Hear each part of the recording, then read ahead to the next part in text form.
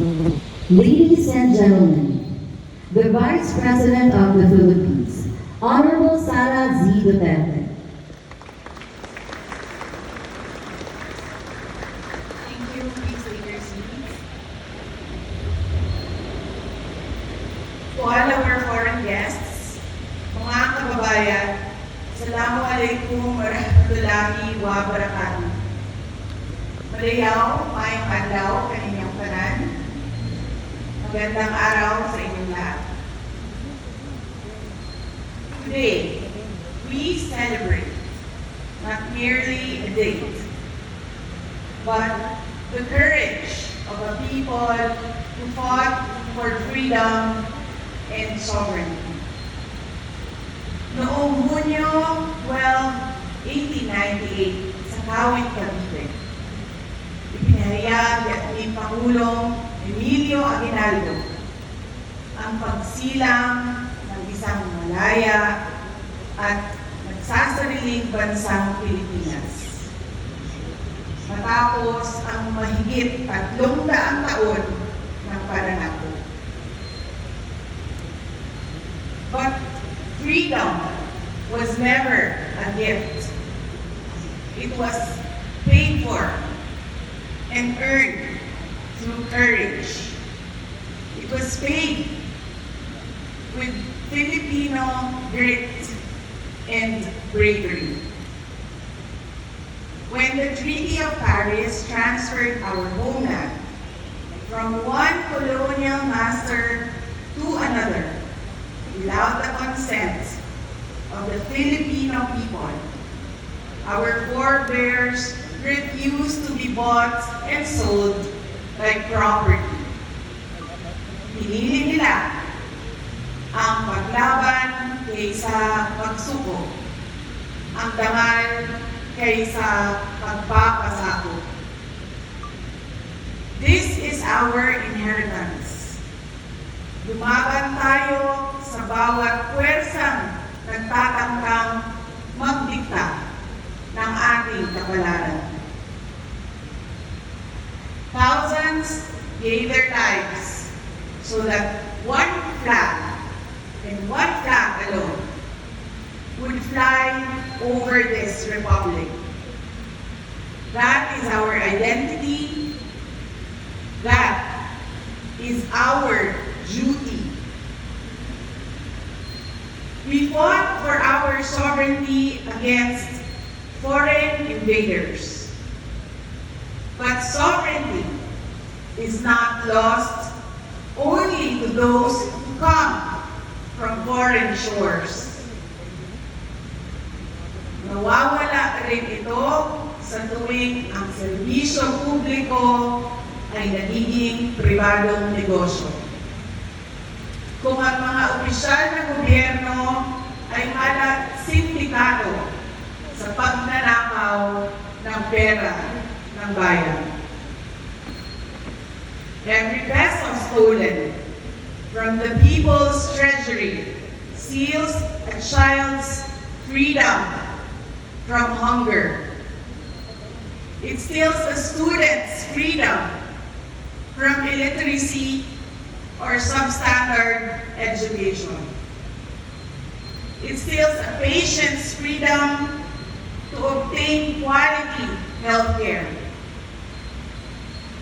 It steals a worker's freedom to earn a decent living. Every ghost project is a classroom never built. Every corrupt contract is a road that was never built for farmers to bring their produce to the market. Ang korupsyon ay hindi lamang pagnanakaw ng pera. It steals opportunity. It steals dignity. And it steals hope. And ultimately, it steals freedom itself. Rizal, Bonifacio, Luna, and thousands of other Filipino heroes fought so that every Filipino could live with justice, dignity, opportunity, and hope. Mga kababayan, freedom is never permanent unless it is defended. Sovereignty survives only when a people refuse to surrender it. Hope survives when citizens refuse to accept bad governance as their destiny. Hope survives when citizens act together, have their voices heard, demand what our heroes fought so gallantly for.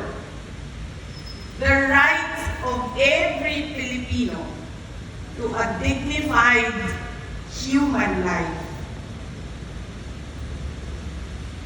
Hope survives when our people believe they have a better future.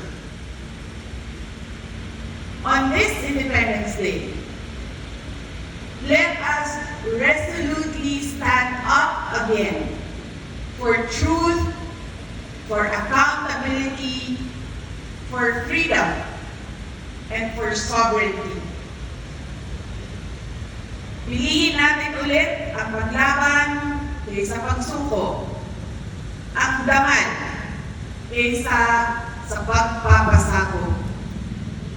Piliin natin ang katotohanan. Piliin natin ang pananagutan. At higit sa lahat, piliin natin ang pag-asa. Mubarog kung makigdisog kita batok sa tanang puwersa na musulay sa pagbuot sa atong kapalaran.